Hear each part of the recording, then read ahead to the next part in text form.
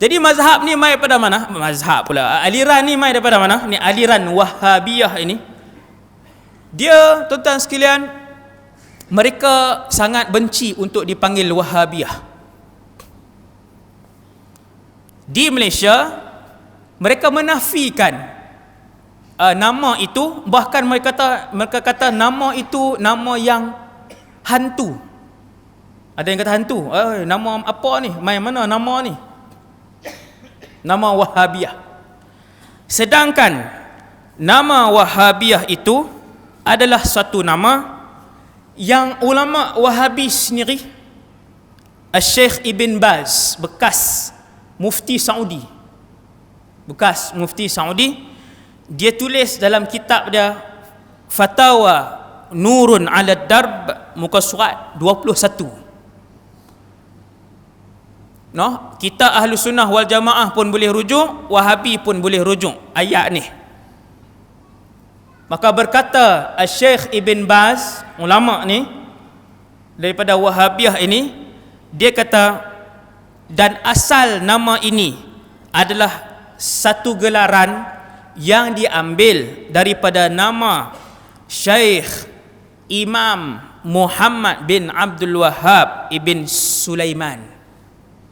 Yang pengasas tadi inilah Muhammad bin Abdul Wahhab. Boleh tengoklah dalam kitab ni, dalam kitab Fatawa Nurun ala Darb ni, Syekh Ibn Baz ni dia sebut kata, pada zaman itu sesiapa yang berdakwah mengajak orang lain ke arah akidah yang sebenar, akidah Wahabi inilah, ke arah akidah yang sebenar, berlawan dengan syirik, maka mereka akan diberikan gelaran Al-Wahhabi. Dalam ni gelaran Al-Wahhabi jelas disebutkan, nisbah tu diberikan dan diterangkan oleh syekh mereka sendiri, dan ramailah lagi syekh-syekh lain dari sudut ucapan mereka.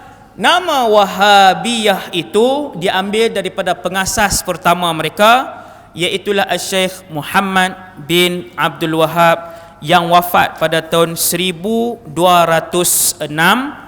di Saudi. Sebut nama negara tu tuan-tuan fahamlah sikit, tuan-tuan boleh fahamlah, boleh bayanglah, di As-Saudiyah. Tuan-tuan, jadi di Malaysia mereka menamakan diri mereka sebahagiannya Salafi. Kenapa pula Salafi, ustaz?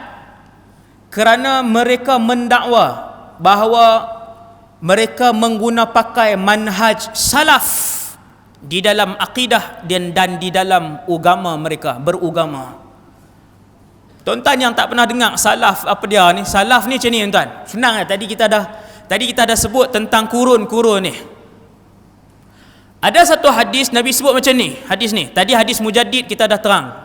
Ada satu hadis Nabi sebut begini. Nabi kata khairun nasi qarni, thumma alladhina yalunahum, thumma alladhina yalunahum.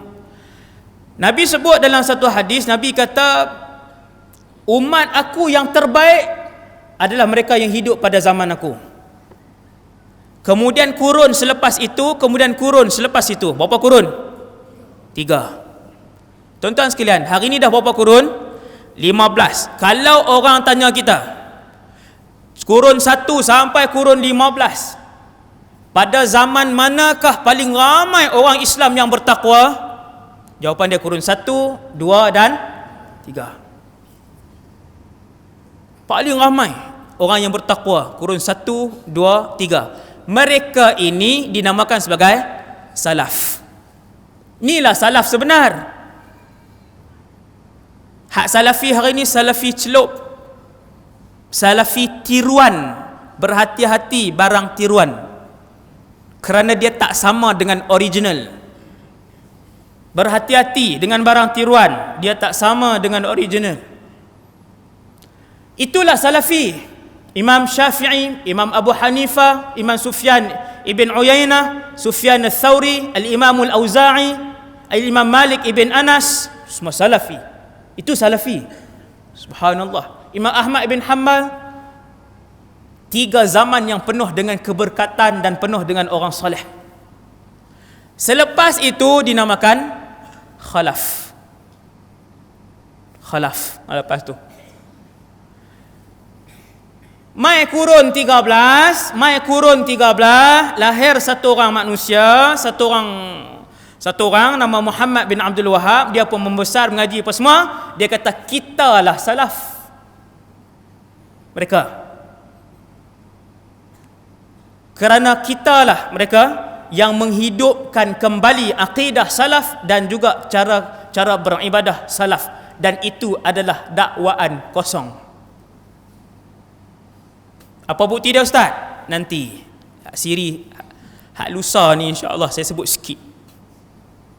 Bahawasanya Wahabiyah dia mengaku Syafi'i.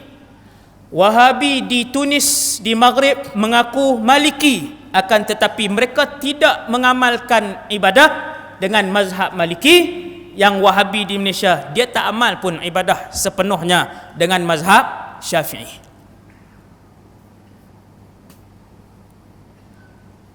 Tuan-tuan tak nampak lagi? Senang macam ni lah. Tuan-tuan tanya Wahabi pun, kalau tanya Wahabi ni betul ke ni? Tak, orang kata tak ada mazhab ni. Kami ada mazhab, kami ajak tengok kitab fiqh apa kami ajak. Kitab fiqh Syafi'i juga kami ajak. Oh ya. Kita pergi satu negeri, terkenal lah dengan mazhab Wahabi ni. Tuan-tuan pergi masjid dia pelekat. Imam tidak dibenarkan untuk membaca qunut ketika solat subuh. Ada tulis, tuan-tuan boleh pergi ke masjid dia. Dia tulis di sebahagian masjid yang rajin dia akan pelekat. Tak boleh baca qunut. Tadi kita tanya mazhab Syafi'i, mazhab Syafi'i tapi tak boleh baca qunut. Dia menempel di atas mazhab Syafi'iyah. Tuan-tuan, ucapan ini bukan ucapan mulut saya. Ucapan ini disebutkan oleh para ulama Al-Azhar, dan ucapan ini juga disebutkan oleh para ulama di Zaitunah, Universiti Zaitunah di Tunis. Mereka mendakwa mereka Maliki, di Tunis mazhab Maliki.